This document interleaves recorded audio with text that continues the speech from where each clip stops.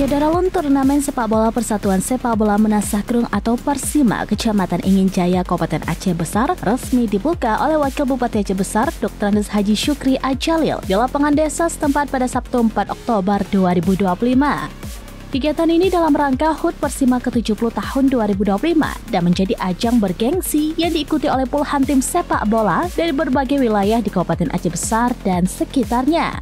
Dalam sambutannya, Syukri Ajalil menyampaikan apresiasi kepada panitia yang telah menyelenggarakan kegiatan turnamen tersebut.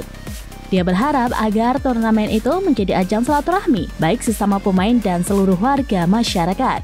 Ia mengharapkan dalam turnamen tersebut merupakan ajang untuk meningkatkan minat dan bakat bagi para atlet sepak bola di Kabupaten Aceh Besar, sehingga dapat melahirkan bibit baru khususnya di Kabupaten Aceh Besar. Selain itu, dia meminta dalam turnamen tersebut dapat menjaga etika dan syiar dalam keislaman.